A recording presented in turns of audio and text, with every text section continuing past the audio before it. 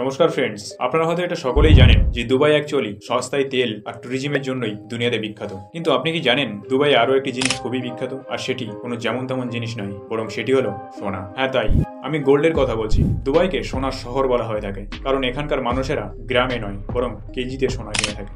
আপনি এখানকার বড়লোকপনা এটা থেকেই পরিষ্কার বুঝতে পারবেন যে এদের হোটেল এবং বিভিন্ন রিসর্টে প্রচুর পরিমাণে সোনার ব্যবহার করা হয়ে থাকে। আর শুধু তাই নয়, একমাত্র দুবাইতেই গোল্ড কার অ্যাভেলেবেল ঘুরতে দেখা যায়। এখন আপনার মনে এই প্রশ্নটি নিশ্চয়ই আসছে যে আসলে দুবাই এত সোনা পায় কোথা থেকে, আর দুবাইতে সোনা এত সস্তাই বা কেন?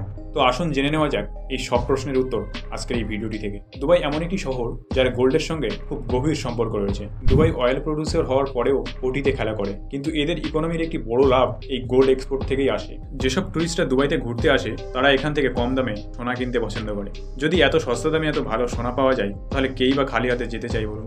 দুবাইয়ের বিশেষত্ব হলো এটাই যে এখানকার গ্লোবাল মার্কেটে পাওয়া সোনাকে সরকার নিজেই রেগুলেট করে থাকে। অর্থাৎ এখানকার বাজারে পাওয়া সোনার উপরে গোল্ড প্রায়োরিটি হলমার্ক থাকে। এখানকার সরকার এই বিষয়টির উপরে বিশেষভাবে নজর রাখে যে দুবাইয়ের মার্কেটের কোনো সোনার কোয়ালিটি যেন খারাপ না হয়, এবং এনাদের সোনাতে হলমার্কের সাথে সাথে জুয়েলারির ওয়েট এবং লেবার কস্টটিও পরিষ্কার দেওয়া থাকে। আর এটাই একমাত্র কারণ দুবাইয়ের সোনার কোয়ালিটির সুনাম সারা বিশ্বে ছড়ানো। এখন প্রশ্ন হলো এটাই যে এত সোনা দুবাইতে আসে কোথা থেকে? যদি আপনার এটি মনে হয়ে থাকে যে দুবাইয়ের কাছে তেলের খনির পাশাপাশি সোনার খনিও আছে, তাহলে আপনি ভুল ভাবছেন। দুবাইয়ের বেশিরভাগ জায়গা লাল বালির ঢের আর রেগিস্তানে ভরা, তাই এখান থেকে সোনা তো দূরের কথা, এক টুকরো রূপো পাওয়াও অসম্ভব ব্যাপার। আর এই জন্যই এই চালাক দেশটি আফ্রিকা দেশের সাহায্য নিয়ে থাকে। আর যদিও ইউএই ওয়ার্ল্ডের গোল্ড হাব, কিন্তু এরা সব থেকে বেশি সোনা আফ্রিকা থেকে স্মাগলিং করে নিয়ে আসে। অ্যান্ড আফ্রিকার পাশাপাশি আমেরিকা থেকেও ইউএই গোল্ড স্মাগলিং করে থাকে। এছাড়াও আরও বেশ কয়েকটি দেশ থেকে ইউএই সোনা চোরাচালান করে থাকে। আর সব থেকে কষ্টদায়ক কথা হলো এটাই যে আফ্রিকার খনি থেকে সোনা বের করার জন্য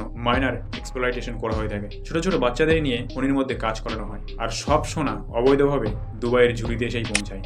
ফ্রেন্ডস, খনি থেকে বের হওয়া প্রায় 80% সোনা দুবাইতে এসেই পৌঁছায়। আর গোল্ড স্মাগলিংয়ে এই দেশটি এতটাই এগিয়ে গেছে যে এদের বাজারে পাওয়া জুয়েলারি ইনলিগাল গোল্ড এক্সপোর্ট থেকেই তৈরি হয়ে থাকে। আসলে এই দেশের 5টি এমন অ্যাডভান্স সন্তোষজনক gold and bold making facility আছে, যার সাহায্যে এরা গোল্ডকে অনায়াসে হাই গোল্ডে কনভার্ট করে ফেলে, আর নিজেদের হায়ার স্কিলের সাহায্যে খারাপ কোয়ালিটির সোনাকেও অসাধারণ রূপ দিয়ে দেয়। সাল 2017-তে দুবাইতে সোনার বিক্রির পরিমাণ ছিল 12.2 মেট্রিক টন। তাই এটা থেকেই সহজেই বোঝা যায় যে এখান থেকে মানুষ প্রচুর পরিমাণে সোনা কিনে থাকে। আর এটার সব থেকে বড় কারণ হলো এখানকার সোনার দাম।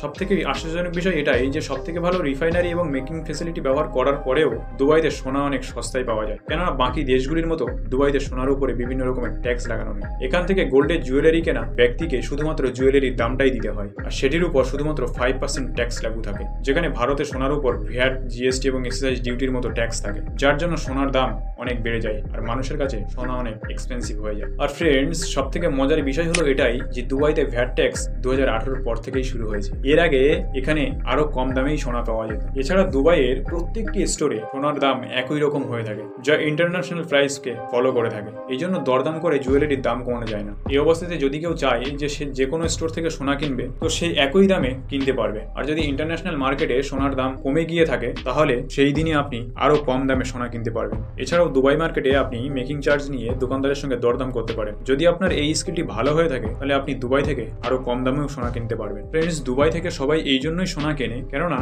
এখানে সোনা কেনা বেচার জন্য এক অনেক বড় ট্র্যাডিশনাল মার্কেট আছে, যাকে গোল্ড সুক বলা হয়। এই বড় বাজারটিতে সোনা কেনা বেচার জন্য হাজারের বেশিও দোকান আছে। এখানে ইউনিক ডিজাইনের সঙ্গে সঙ্গে বিভিন্ন ভ্যারাইটি জুয়েলারিও পাওয়া যায়, বড় বড় ব্র্যান্ডেড জুয়েলারিও এখানে পাওয়া যায়। আর এখানে সব থেকে ভালো লাগার বিষয় হলো এটাই যে এখানে সোনার কোয়ালিটি এবং কেনা বেচায় যদি কেউ আপনার সঙ্গে ফ্রড করার চেষ্টা করে থাকে, অথবা তাদের হলমার্ক দ্বারা সোনা আপনার কাছে বিক্রি করে থাকে, তাহলে দুবাইয়ে তার জন্য অনেক কঠিন শাস্তি আছে। কম করে 2 কোটি টাকা জরিমানা এবং 2 বছরেরও জেল হতে পারে। এই জন্য গোল্ডকে নিয়ে 2 নম্বরই কেস দুবাইতে খুবই রেয়ার দেখা যায়। অথেন্টিসিটি আর বিশ্বাসযোগ্যতার জন্যই এখানে ভারত ছাড়াও আরো কিছু দেশ সোনার উপরে ইনভেস্ট করে থাকে, যেমন পাকিস্তান, ওমান, ব্রিটেন, সৌদি আরব আর কানাডার মতো দেশও দুবাই থেকে সোনা কিনে থাকে। কিন্তু বিশেষ করে ভারতের মানুষরাই দুবাই থেকে সোনা কেনার বেশি আগ্রহ দেখিয়ে থাকে। এমনটা এই জন্যই হয় কেননা এখানে বিবাহ তথা বিভিন্ন পারিবারিক অনুষ্ঠানে যথেষ্ট পরিমাণে সোনার ডিমান্ড দেখা যায়। তো এখন আপনি যদি ভাবেন যে আপনি দুবাই থেকে সোনা নিয়ে আসবেন, তো আপনার এটা জেনে রাখা উচিত দুবাই থেকে সোনা নিয়ে আসার একটা সীমা আছে, যার উপর আপনি কিছু চার্জেস পে করতে হতে পারে।